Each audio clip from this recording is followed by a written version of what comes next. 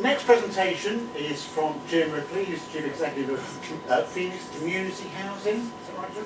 Based in Lewisham, in South East London, and maybe a slightly different take in terms of how you've worked in partnership with both residents and tenants and leaseholders in decision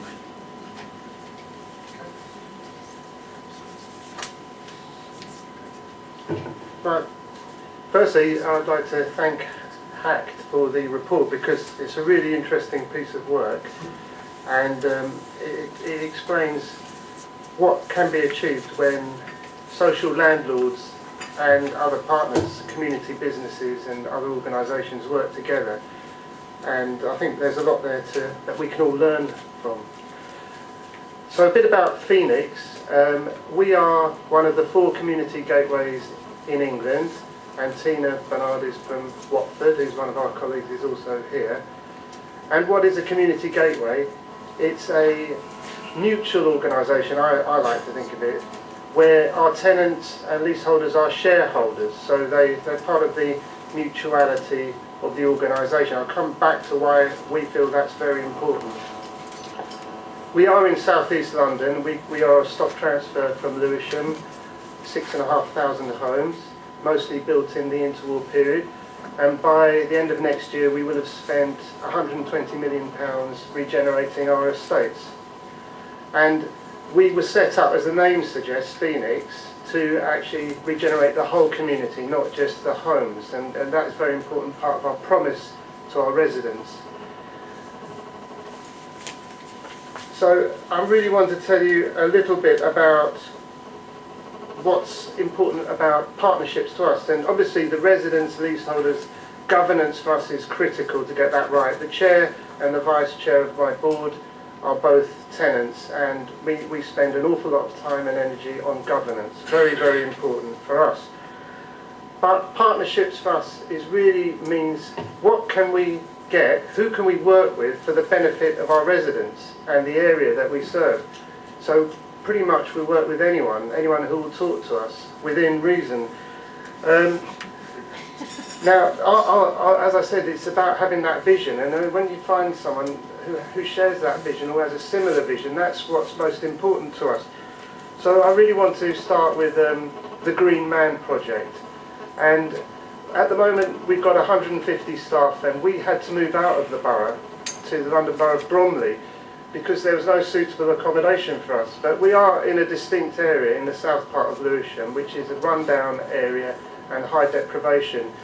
So it was quite depressing to have to move away. But there was nowhere for us. But right in the middle of our area, on the Bromley Road, bang in the heart of our area, there was this huge old pub, everyone knows it, called the Green Man, and it's been empty for 7 years. And over the years it got more and more empty, and then the pigeons moved in, and it is derelict and a real embarrassment. So for the first 3 years I spent my time trying to find out who owned it. That took a long enough time. And then it did pass ownership a couple of times, and then I found out that L&Q had it. And I couldn't afford to buy it, but I could afford to build something there. Fortunately, I had a derelict block of flats up the road, opposite Lidl's, because we're going to talk a lot about supermarkets. And Lidl's, right there's this block of flats. It had structural defects, and I wasn't set up to develop, so I didn't have any money or the wherewithal to build a new block of flats. So I pursued L&Q, and it was my first real partnership, I guess, because they were really good. And after lots of harassment from me, gentle persuasion, they agreed to swap the site for us. And so, complicated piece of legalities, but eventually we swapped the site, and it cost Phoenix nothing. And today that site, the old, what I call Basing House site, is being built by L&Q. 55 homes for local people are going up there now. And what about the Green Man? Well, the Green Man, we got planning permission last week. I'm really pleased. It took an awful long time, a lot of planning, and we got planning permission. It's not just going to be a headquarters for 150 staff and contractors. It's going to be a lot more. So I just want to tell you about a couple of the partnerships that we've developed. I basically said, look, we've got this building, this land cost us nothing. Who wants to come with us and create a place that is going to be somewhere where people want to come and create a hub, a bit of excitement around that. And that meant working with lots of different organisations. So the first one is Lewisham Plus Credit Union. They've got 8,000 members in Lewisham, and they now work in Bromley as well.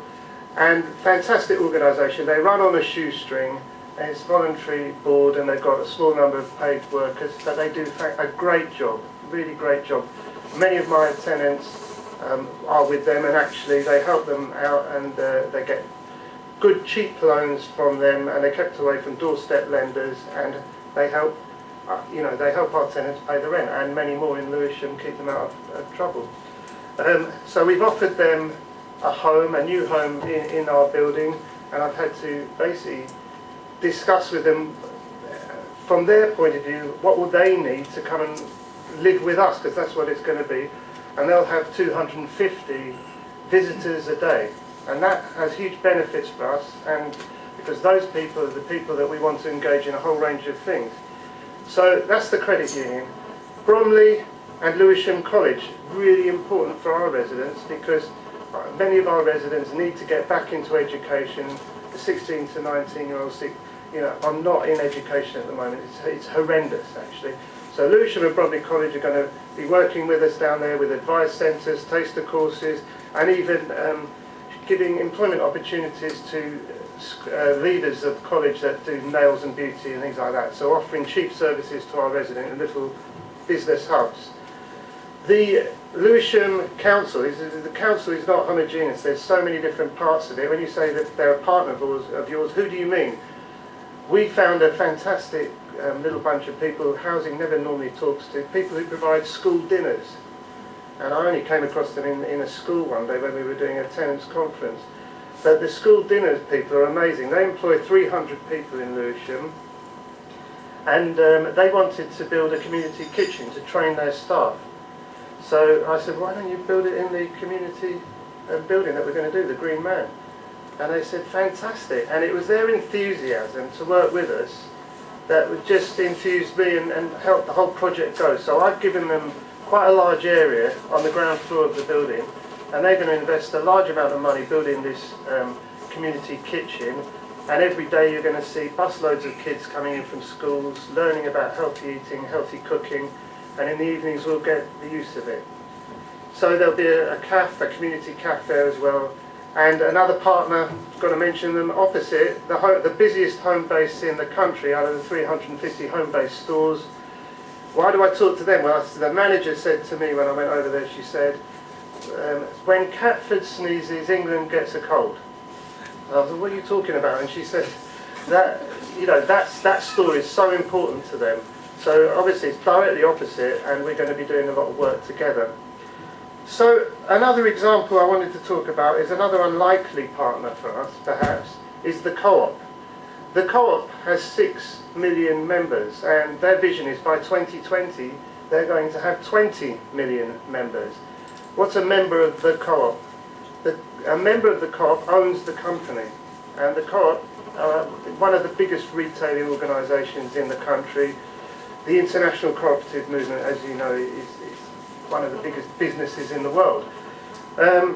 So I wanted to speak to the Co-op about our membership, because we aim to get as many members as possible, and sometimes you try and explain the benefits of membership to our tenants and leaseholders, and to be honest they glaze over some of them.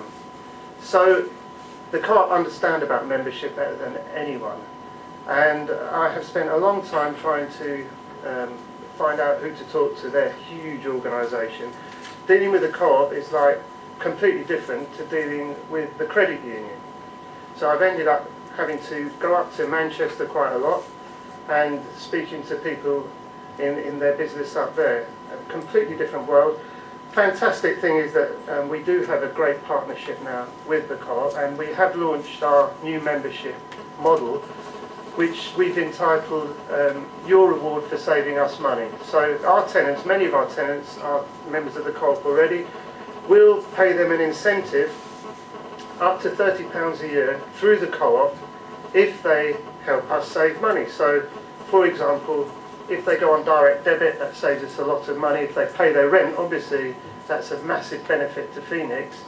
If they let us in first time for gas servicing, that's a huge money saver for us, and it's also great for safety. So we've launched that with the co-op, and that is going really well at the moment. Really pleased about that. And finally, really, what in our experience makes the best partnerships? And it's already been mentioned today, you've really basically got to have like minds, and it's no good trying to work with people that don't have the same vision as you, or you can't understand their vision and they can't articulate it. And it's surprising, some of the people that you think would be your natural partners, when you actually sit down together, it doesn't work. And I think, in my experience at Phoenix, we've just had to accept that and say, maybe it's not for us, either party, and move on. Spend our time with other partners. It's got to work, pick up a phone, talk to each other, and it's got to be lasting, that's already mentioned. We're trying to put down roots for the future, not something that will just last for the summer holidays. And it's got to be an adult relationship.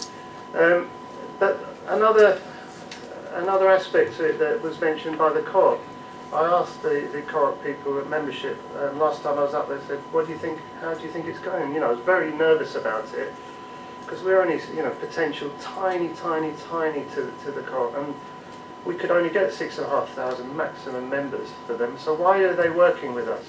And she said, well, Jim, it fits. What you've come up with here, what we've worked together on, it really fits. So the massive organisation like the co-op and a tiny organisation like us, we actually fit together. She said, if it didn't fit, there would be no point trying to make it fit. We spend a lot of time at the co-op trying to make partnerships work that don't work. And this one, just because of all the preparation we did and the fact that our two organisations, funny way, are very similar, it fits, it works, and it seems to be quite easy now. So that's my message. I mean, really, I think if you have a big enough vision and a dream, and you find other people that share their dream, surely anything is possible. And I think you can see it in this paper that some fantastic things are happening out there, and we've just got to enable them to happen. Thank you. Thank you very much.